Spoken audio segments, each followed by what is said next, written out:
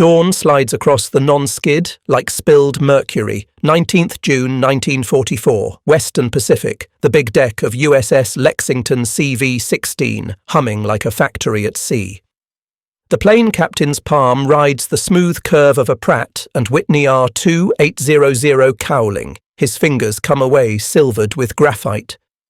Lieutenant J.G. Nick V. cinches his shoulder harness, thumbs the tape over the gun ports. 6 M2 Brownings, 400 rounds aside, the sort of arithmetic that steadies a pilot's breath. Avgas stings the nose. Salt blows across the catwalks. A yellow shirt points, and a green shirt nods, and that is how a nation moves a single airplane forward. Below the island, the Combat Information Center, the darkroom that sees everything, breathes in clipped syllables. Bearing, range, angels. A talker would later recall that the radar scope bloomed like a summer storm, but right now it is only a rumour in the headphones while green shirts shoulder aircraft into the launch spot. Wind over the deck is set with a long turn. Steam curls from catapult troughs. On Saipan, Marines are clawing at cane and coral, depending on this city of steel to keep the sky honest. Nick runs the last ritual. Mag check, mixture rich, prop full forward. Across the deck, an ordnanceman gives the universal thumbs up, then taps the ammo tray with a knuckle. Small magic. Beside Nick, a wingman with 2 new gloves says lightly, "Back for chow, sir?" Nick answers with a nod that would pass inspection. The flight deck speaker coughs and finds a voice. CIC to air operations. Multiple bogies. Directional control to follow. The words float like a prayer for a different congregation. We will not invent what he could not have known in that instant, but later records put Task Force 58 in 4 task groups, hundreds of aircraft cycling by timetable and wind, a geometry of altitudes and turns born of doctrine and muscle memory. The Hellcat he flies, F6F-3, will top out near 375 knots in a clean dive, and more importantly, will bring him home riddled and irritable if it must. That is the promise American industry made to boys with steady hands. The signalman's paddles rise. Nick squeezes brakes, feels the deck tremble under 12 cylinders of American noise. He would remember the vibration more than the fear, the way the ship seemed to shove him into the morning. He salutes the LSO, releases, and the world becomes wind and wake and a white line boiling off the bow. Behind him, the carrier city shrinks to a rectangle, then a card. Ahead, the scope pictures he has never seen wait to be turned into contrails and wreckage. In the dark room below, someone draws a circle around a cluster of returns. In the ready room, a coffee mug cools beside a recognition card. The day has already begun deciding what it is going to be. Red lights make the faces look carved. Headphones hiss. Grease pencils squeak on plexiglass as rings are laid down over a gridded sea. Lieutenant J.G. Sam Walker stands at the edge of the plot, voice steady on the fighter direction net. Red 2, Vector 310, Angels 20, Buster. The words are choreography. Radar, SK for air, SG for surface, hands bearings to the MK. 1A computer that feeds the MK. 37 director that tells the 5-inch guns where to put fused steel a second into the future. The system is not a rumour now, it is the quiet engine of the day. He watches 4 Japanese raids stepping in from far beyond the horizon, long-legged plans born in a different doctrine. On another frequency, flight deck control counts minutes to launch and recovery, turning wind into fuel into time. Sam's pencil slashes a new vector and he feels the way a conductor feels when a section hits the note perfect. Up top, the first CAP sections fold into position, Hellcats stacked like stadium steps at 10, 15, 20,000 feet, with tanker birds loitering wide for the ones who push too hard. What he cannot see is the smell. Hot oil and cordite up on the deck, coffee, and ozone down here. What he can see is geometry, and geometry is mercy if you believe in the right angles. He checks IFF marks, clears the sectors, and reminds a section leader to hold his perch for the bombers. Zeros will try to drag them down and sideways. A destroyer on the picket line calls fresh plots. Another task group's CIC confirms. The net is taut and it hums. The mundane details veterans remember thread through. A talker pinches his nose to stifle a sneeze.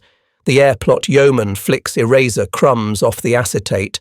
A junior officer repeats the last instruction back exactly, the catechism of competence. The captain steps in, studies the board, and steps out without a word. Sam circles a group he names Abel, one he names Baker, and measures time with a fingertip.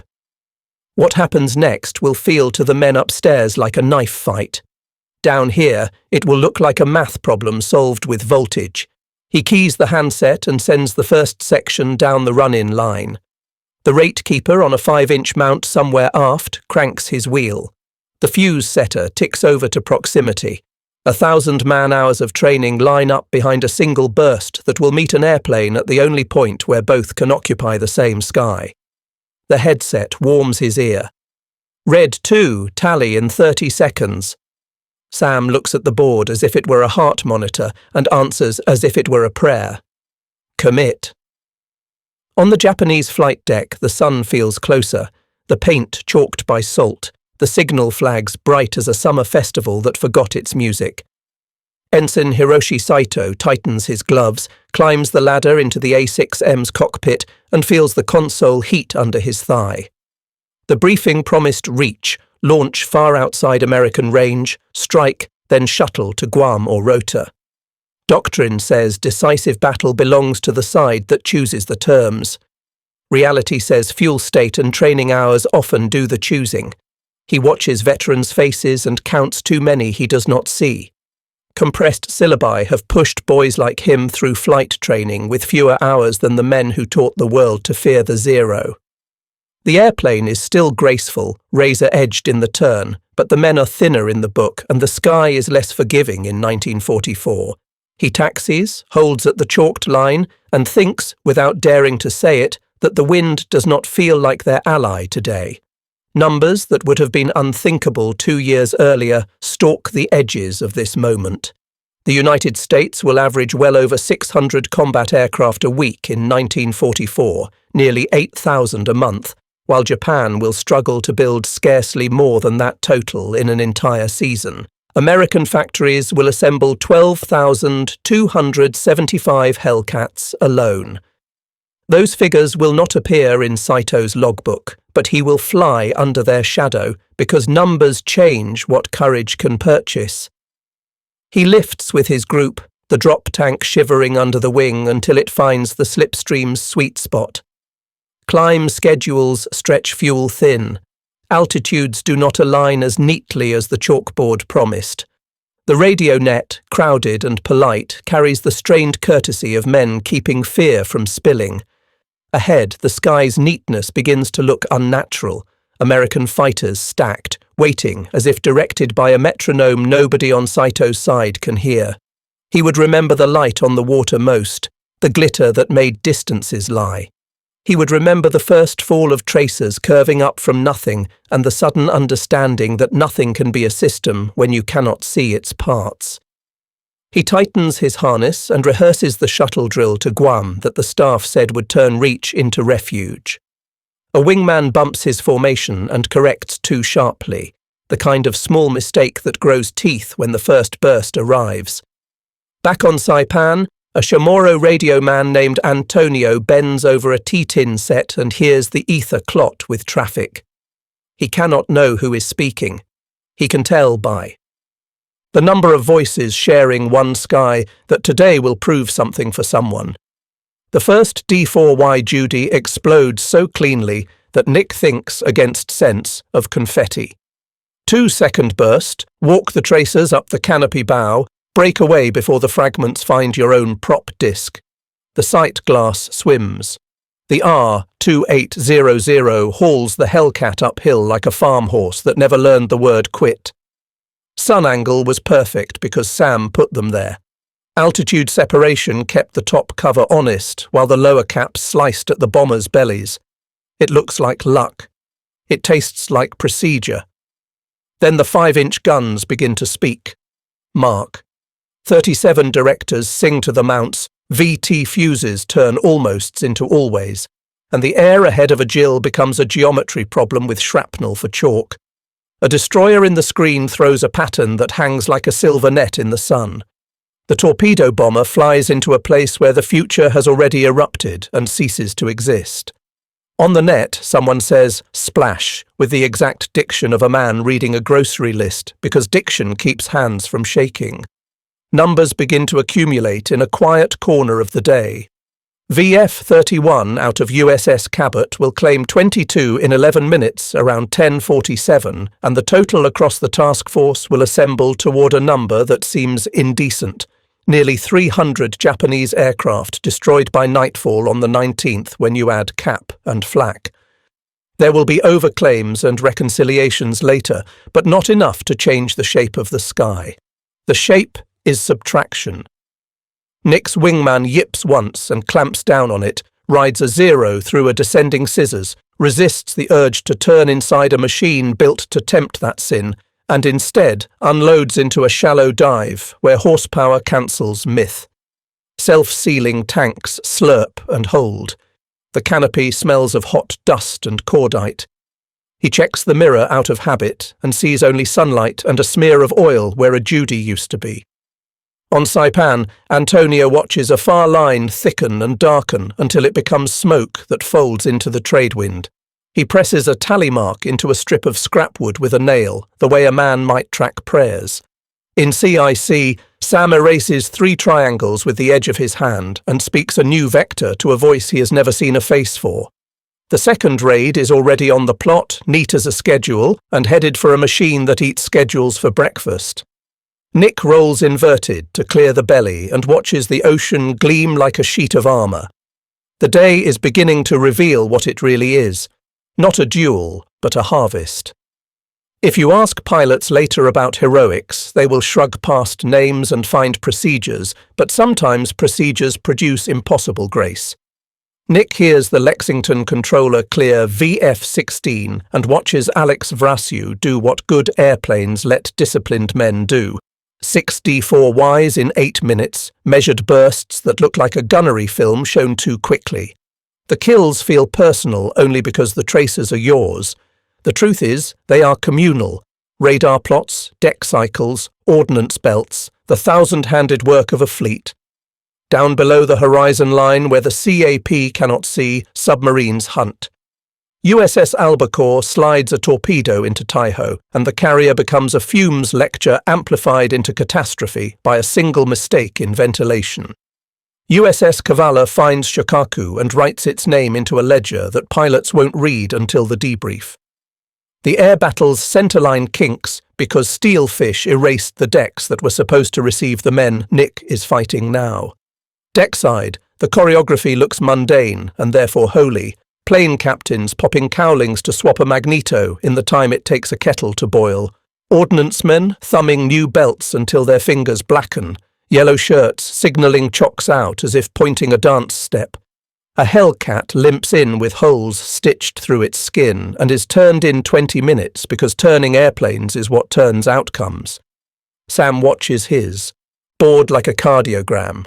Beats of contact flattening into clean space where a moment ago there was noise. He moves fresh sections to fresh altitudes and refuses the Zero's trap to drag them down. Fuel states are called. Tankers come up on schedule. The metronome keeps its time. Saito, in a later wave, sees the gaps in his own formation and squares his shoulders against a grief that has been taught to stand straight. He presses anyway, as doctrine and pride require, and discovers that resolve is a poor anti-aircraft device. A Judy ahead of him unzips under a .50 cal stream and becomes parts. Wing, smoke, a line of falling dots that might be pieces or might be prayers. The legend will later harden around nicknames, turkey shoot, as if mockery explains mercy. Nick knows better. He moves the pipper with his wrist and the ship with his feet, and he increments a ledger that has been engineered in places he has never seen. Bethpage assembly lines, Iowa steel mills, 1,000 classrooms that taught boys the math that keeps altitudes from colliding. By early afternoon, the radios feel thinner, not because they are weak, but because there are fewer voices left to use them. In CIC, Sam pencils a new vector and hears his own voice stay calm. The day has more raids to eat. By early afternoon, a different promise shudders through the radio nets. Land-based help will stitch Ozawa's plan together. Saito escorts bombers that look resolved from a briefing room and ragged in the air. The climb schedule chews fuel. Altitudes do not match. Guam is a word men say like a harbour and hear like a mirage. He holds formation with a grip that aches and measures the future in minutes to interception. American neatness comes into view like a set of steps drawn on the air. Hellcats perch on the shelves. Angels 1-5, 2-0, 2-5. Tanker birds fat and patient out wide. Sam's hand on the acetate draws lines the pilots cannot see and places them exactly where the sun can hurt enemy eyes and help American gun sights. The first pass is textbook. A lower cap slices through the bombers as the top cover refuses the Zero's bait. What looks like cruelty is actually discipline married to electricity. Impossible numbers begin to harden into a day's ledger. Around 1047, VF-31 from the light carrier Cabot tears a hole in Raid 2, 22 enemy aircraft in roughly 11 minutes, then adds more until their squadron's tally touches 28 without a loss. By nightfall on the 19th of June, when Cap and Flak are counted together across the task force, the butcher's bill will read something close to unbelievable.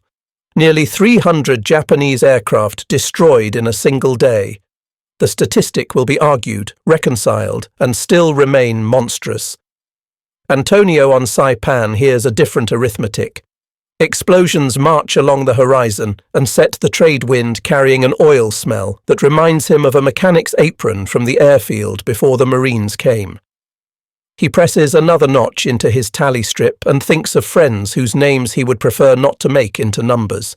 Saito survives the pass and feels the way a man does after a car narrowly misses him in a crosswalk, outraged by physics, humbled by it.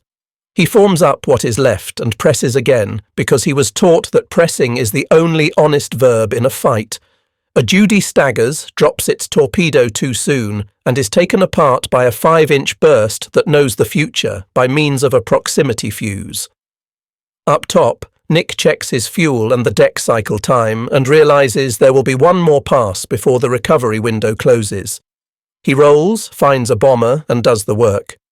Below, Sam clears sectors and starts thinking about night, about vectors in darkness and the terrible kindness of a fleet willing to light itself for its sons. By sundown, the sky looks mined. The long walk in has become a long fall. Tomorrow will open with a gamble and a line none of them expect to cross. Turn on the lights. By mid-afternoon on the 19th of June, the sea looks strangely calm, as if the air battle were happening on some other ocean. It isn't. It is simply happening on schedule. A Hellcat limps onto Lexington's deck with holes stitched along the starboard wing. Plane captains swarm it like a pit crew, refuel, rearm, wipe cordite smoke from the cowling, and push it forward again in 20 minutes, a miracle that feels like habit. Wind over deck is manufactured with a deliberate turn. The island's anemometer nods, the LSO's paddles flick. The ship itself makes weather, so the war will keep its timetable. Nick rolls in for another pass and feels the airplane answer with the good-natured grunt of the R2800. Discipline holds the geometry together. Top cover refuses every tempting turn fight. Lower cap carves at the bombers. Tanker birds loiter to catch the over-eager. Down in CIC, Sam watches triangles shrink into smudges as the MK. 37 directors and their VT-fused 5-inch partners plough the approach lanes. On a picket destroyer, The gun captain barks corrections, teeth clenched around a cigarette that nobody told him to extinguish because he never does during a shoot. Numbers drift through the net like weather. VF-31 is having a day for the history books. 28 victories without loss by sunset, with 22 of those in the 11-minute window around 1047, and across Task Force 58, the tally inches toward obscene. Nearly 300 Japanese aircraft destroyed on the 19th when you add fighter and flak together. Claims will be argued later, the shape of the sky will not. Saito, still airborne with a ragged escort, sees holes where friends should be and keeps flying into doctrine because turning away would be a betrayal he cannot name. Antonio hears a new rhythm from shore, explosions spaced wider, then closer, like a drummer finding and losing the beat. Soot flecks his shirt. He thinks of the sugar warehouse that burned last week and how the smell got into his hair for days. He cannot know that American submarines have already erased Taiho and Shokaku from Ozawa's roster. He can feel that the horizon has begun to empty. Late daylight goes syrupy. Deck crews chalk lines back in, ordnancemen seat fuses with blackened thumbs, yeomen reconcile fuel slates that look like bank ledgers for a nation that measures courage in gallons and cycles.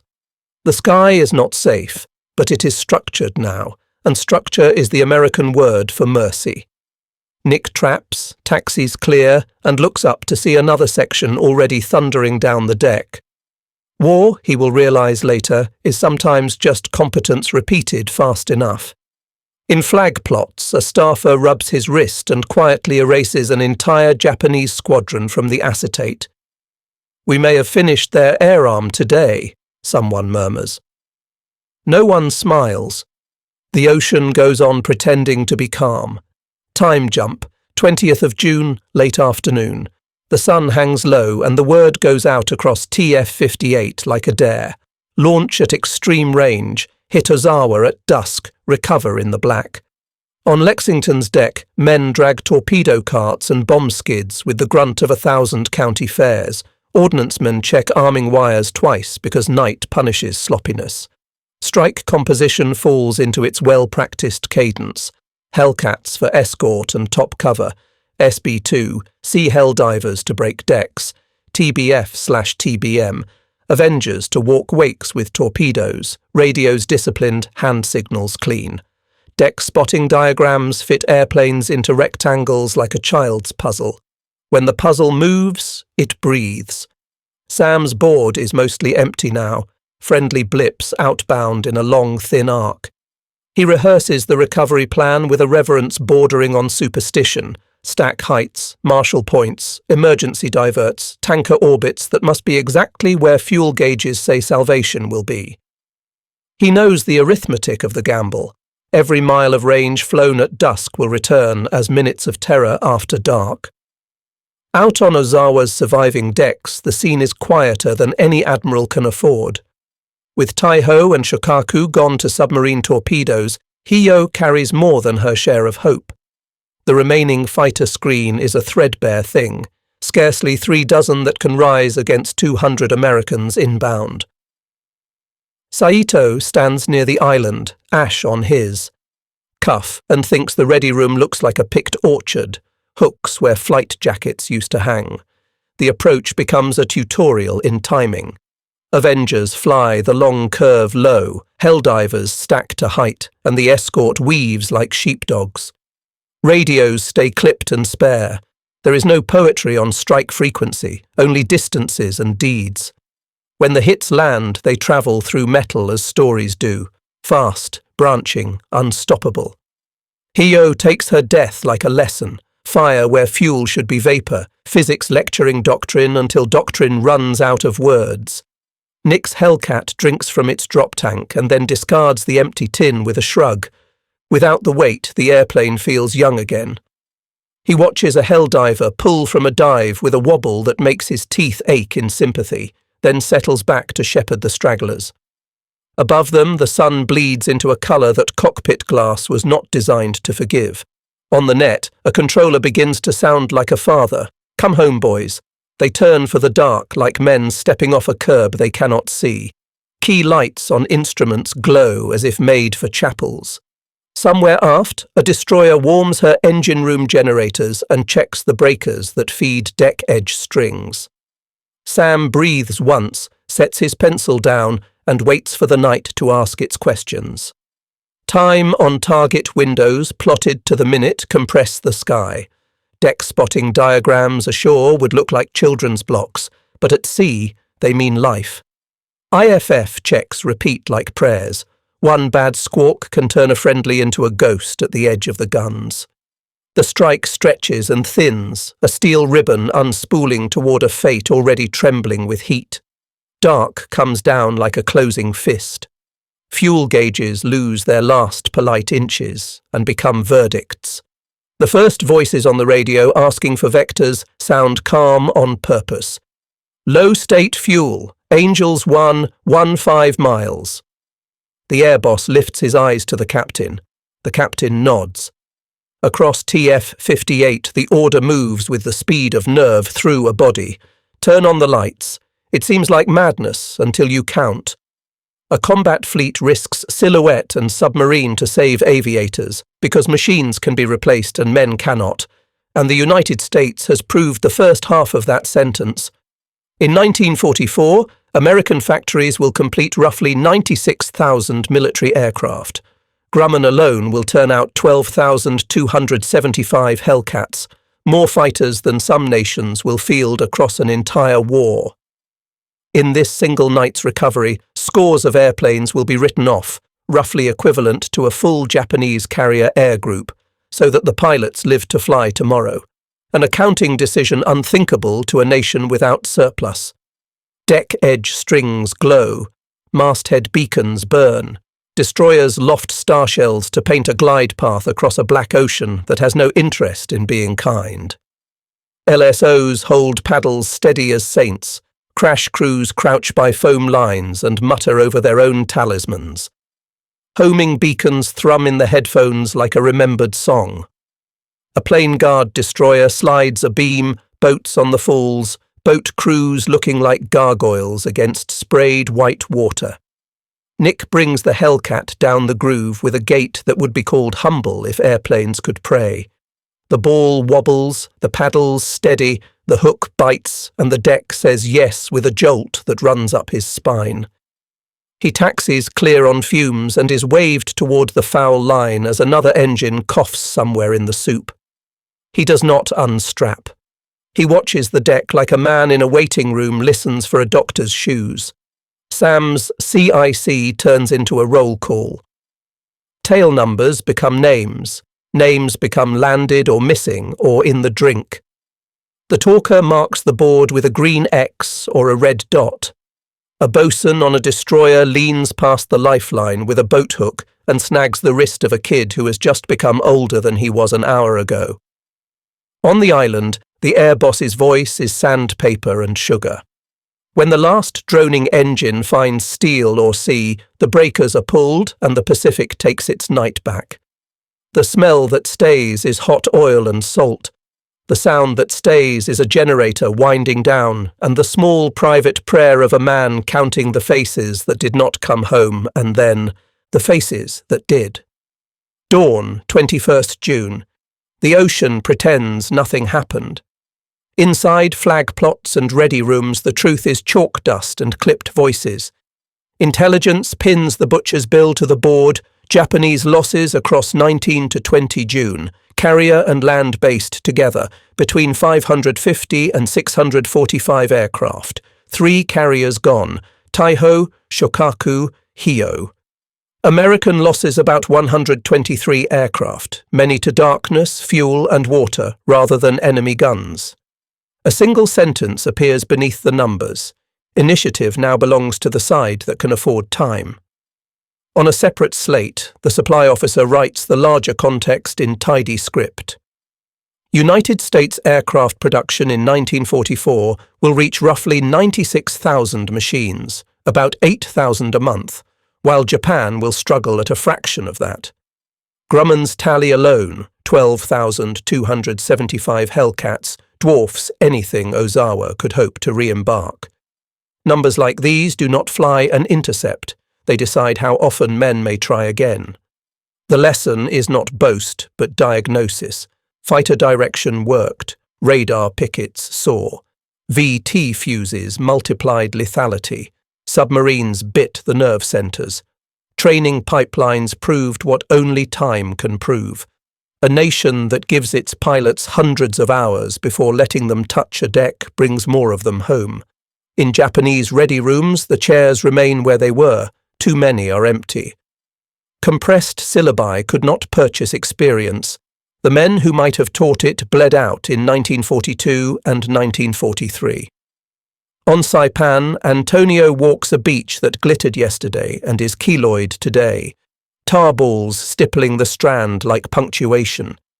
He pockets one without knowing why, a relic from a chapter he did not choose to witness. Up the slope, a Marine calls in an air request with the casual competence of a man ordering fuel. The sky's ownership has become a service, not a question.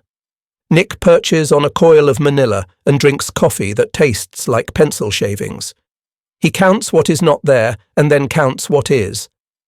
A petty officer tells a story that ends in careful laughter, the kind that keeps grief from breaking its own bones. In CIC, Sam writes his after-action with squared letters and includes the petty details that win wars.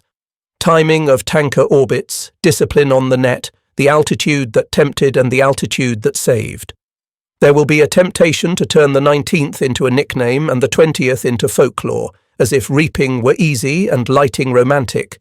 The board says otherwise. It says systems worked as designed, men worked as trained, and industry kept its promise. It says the carrier air arm that sailed toward the Marianas on paper no longer exists on the water.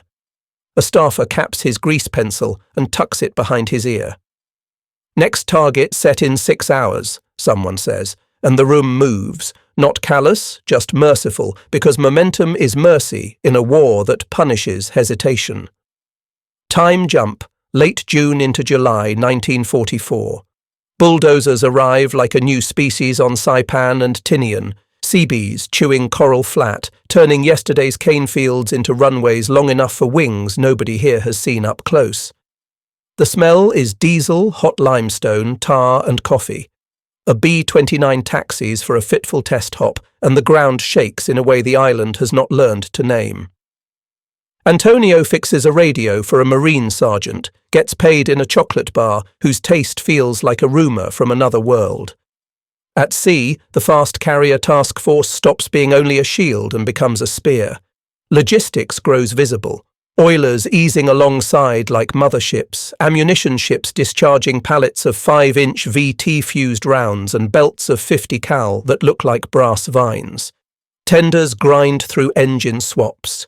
Floating dry docks open their jaws to swallow wounded destroyers and spit them out ready. The Pacific acquires an artificial archipelago of usefulness, bases every few hundred miles, fuel every few days, competence every hour. For Tokyo, the consequences are not abstract. Word of Saipan's fall travels, and with it, the realization that the Marianas are a B-29 ladder to the home islands. Cabinets wobble, confidence curdles, maps on walls begin to look like accusations. Strategists who swore by decisive, battle glance at production tables with the wary respect one extends to a weapon that works every time. The decisive battle has happened. It simply did not look like the picture in the book. On American decks, the culture that made the 19th possible continues to replicate itself like healthy cells. New pilots report with thick logbooks. Instructors with combat time teach them to trust geometry over nerves. Sam rotates to a staff billet and speaks fighter direction doctrine to rooms of ensigns who take notes as if they are memorizing a catechism. Nick stands at a railing watching a sunset that is unreasonably beautiful and knows he now belongs to the part of the war where competence feels like compassion. There is more to it than steel. Mess lines serve coffee and eggs and brief slices of normal. Laundry crews beat the salt out of shirts because morale is a maintenance schedule too. On Saipan, Antonio sells a repaired handset to a Navy photographer who trades him a snapshot of the runway growing like a promise. The island's nights regain a few stars. The road that opened after the Philippine Sea is not only nautical, it is chronological. Leyte appears on calendars. Tokyo appears on fuel plans. A nation that can build 96,000 aircraft in a year can also decide what month the enemy will be out of options. The ocean, which looks eternal, reveals itself as a road if you bring enough light. Years later, a museum Hellcat sits with its tie-down rings quiet and its paint too clean, and a visitor can miss the one detail that explains the 20th of June. Somewhere on a dark sea, a commander told a fleet to make itself visible so its sons could come home.